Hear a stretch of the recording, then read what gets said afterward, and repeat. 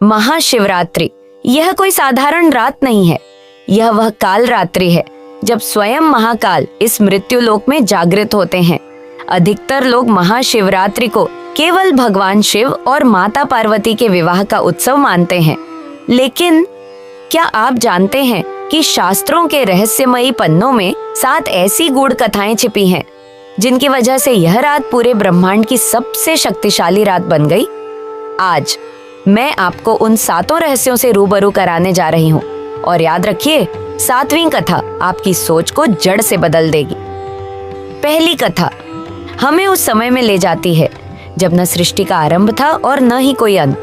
जब ब्रह्मा और विष्णु श्रेष्ठता के विवाद में उलझ गए थे, तभी अचानक एक अनंत अग्नि स्तंभ प्रकट हुआ। न उसका आदि दिखाई दिया, न उसका अंत। वही स्तंभ था महादेव का लिंग स्वरूप। लेकिन महादेव को यह रूप क्यों धारण करना पड़ा? इस रहस्य का उत्तर अभी बाकी है। दूसरी कथा समुद्र मंथन के उस भयानक क्षण की है जब हलाहल विष निकलते ही तीनों लोग कांप उठे। सृष्टि को बचाने के लिए महादेव ने वह विष अपने कंठ में धारण कर लिया। लेकिन क्या आप जानते हैं, उस रात देवताओं ने महादेव को जागृत रखने के लिए जो गुप्त विधान किया, वही बना महाशिवरात्रि का मूल आधार। तीसरी कथा जब महादेव की गहन समाधि टूटी और कामदेव भस्म हो गए, लेकिन उस भस्म में महादेव ने मानवता के लिए एक गहरा संदेश छोड़ा। इच्छा पर विजय ही मोक्ष का मार्ग है। चौथी कथा माँ गंगा के प्रचंड वेग और महादेव की जटाओं के बीच हुए महासंघर्ष की है। जिस रात महादेव ने गंगा के अहंकार को अपनी जटाओं में बांध लिया, वह रात थी अहंकार के पूर्ण समर्पण की।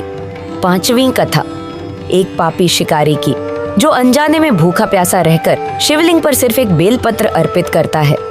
न मंत्र न विधि, फिर भी महादेव उसे मोक्ष प्रदान करते हैं, क्योंकि महादेव भाव देखते हैं, विधि नहीं। छठी कथा भगवान विष्णु के अडिग विश्वास की है। जब उन्होंने महादेव की भक्ति में अपनी एक आंख अर्पित करने का निर्णय लिया, उसी रात महादेव ने उन्हें सुदर्शन चक्र प्रदान किया। लेकिन उससे पहले महादेव ने ऐसी परीक्षा ली कि स्वयं देवता भी कांप उठे। और अब 7वीं कथा सबसे रहस्यमयी, सबसे दिव्य, शिव और शक्ति का वह महामिलन जिसे संसार केवल विवाह कहता है।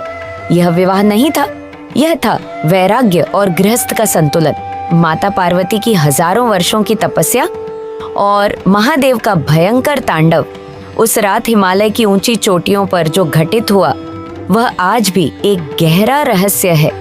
ये 7 कथाएं महादेव के 7 दिव्य स्वरूपों की झलक है।